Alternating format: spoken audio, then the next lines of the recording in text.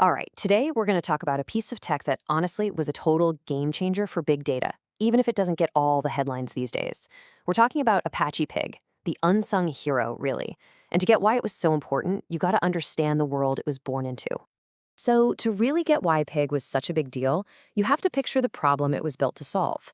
Imagine you're a data analyst, right? You've got a pretty simple question about your company's data. But to get that answer, you're looking at writing a 200-line Java program that's super complex and easy to mess up. I mean, for a long, long time, that was the reality of working with big data. Okay, so let's set the scene. We're at Yahoo, back in the mid-2000s, and they were just swimming in data. Petabytes of web data, search logs, you name it. They had all this amazing information, but trying to actually analyze it, it was causing a massive productivity crisis.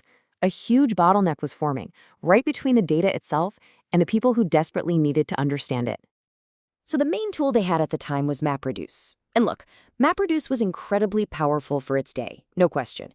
It could chew through massive data sets on huge clusters of computers.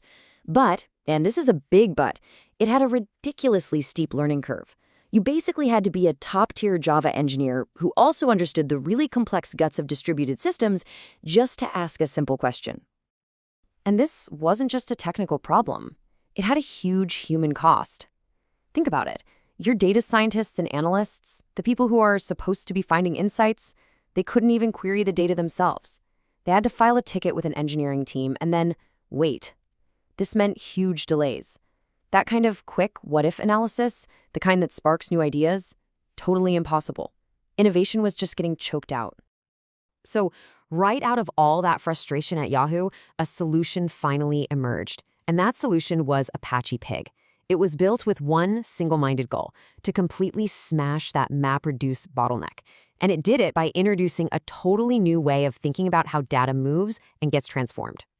You see, at its core, Pig brought us something called a data flow language. What does that mean? Well, instead of writing all that low-level Java code, you could now just describe the steps. You could write a simple script that said things like, okay, load this data first, then filter it like this. After that, group it by this column, and finally count the results. You're just describing how the data should flow through a pipeline. And this slide has the perfect analogy to explain the difference here. Think about SQL. That's what we call a declarative language. You just declare what data you want. It's like turning on a faucet. You don't care about the pipes, you just want water. Pig, on the other hand, is procedural. It's like you're the plumber. You are literally designing the entire plumbing system, controlling every single twist and turn that the data takes. And here is the payoff. This is the wow moment. Remember that 200-line Java monster we talked about? Well, with Pig's language, which is called Pig Latin, you could get the exact same result in about 10 lines of code. That is a 20-to-1 reduction in effort. It was a staggering drop in complexity that basically democratized data access for a whole class of people overnight. So the big question is, how on earth does Pig turn those 10 simple lines into a massive parallel job that can run across a huge cluster? Well, the secret sauce is its incredibly smart compiler. That's the engine under the hood doing all the heavy lifting for you. Okay, so when you run a Pig script, it goes through this neat 4-stage process. First, it parses your code, just to check for typos and build a logical blueprint. Then, and this is the really critical part, it optimizes that plan, shuffling steps around to make it run way faster. After that, it compiles that optimized plan into actual physical MapReduce jobs. And finally, it executes those jobs on the cluster. Simple as that. Yeah, that optimization step is where the real magic happens. Pig automatically does all the smart things that before engineers had to code by hand. For example, it'll push your filters to the very beginning of the job, so you're not wasting time processing data you're just going to throw away later. It gets rid of columns you aren't using to save memory. It even does partial calculations on the local machines to avoid clogging up the network. The bottom line is, Pig didn't just make your code simpler, it made it smarter. Of course, Pig wasn't the only game in town. It didn't exist in a vacuum. To really understand its place in history, we kind of have to see how it stacks up against the other giants of the era, specifically Hive, and the tech that would eventually come after it, Spark. So Pig and Hive popped up around the same time, but they were really built for different people. Hive gave you a SQL-like interface, which was perfect for data analysts who were already comfortable with traditional databases.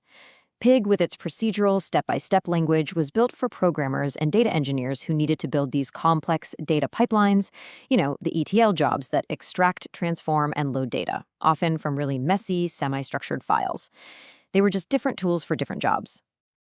Now, the comparison with Spark tells a totally different story. It's a story of evolution in architecture. See, Pig was built on top of MapReduce, which had this habit of writing data back to disk after every single step. Spark, on the other hand, was designed from the get-go for in-memory processing, which, as you can see, makes it orders of magnitude faster. So while Pig was this foundational tool, Spark became its clear successor for a lot of high-speed analytics. Okay, so if Spark is the new king of the hill, why are we even talking about Pig today, right? Well, because even though you might call it a legacy tool now, its ideas, its design principles are actually more relevant than ever. Its influence is kind of hiding in plain sight in the tools we use every day. I mean, take a close look at modern tools like Spark. That whole idea of building a Directed Acyclic Graph, a DAG, which is basically just a blueprint of all the steps in your job, and then having a smart compiler optimize it, that comes directly from Pig. That entire strategy of compiling a logical plan into a physical one is now completely standard. Even Schema-on-Read, a core idea behind every modern data lake, Pig was a pioneer there. It laid the groundwork for so many concepts we just take for granted now. And that really brings us to our final and maybe most important takeaway.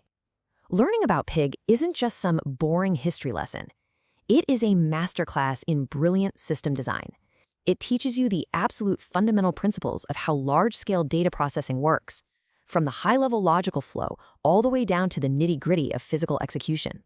So I'll leave you with this question to chew on. As technology just keeps rocketing forward, what foundational ideas from the tools of yesterday are still hiding in plain sight, secretly powering the systems you rely on today? Thanks so much for joining me for this explainer.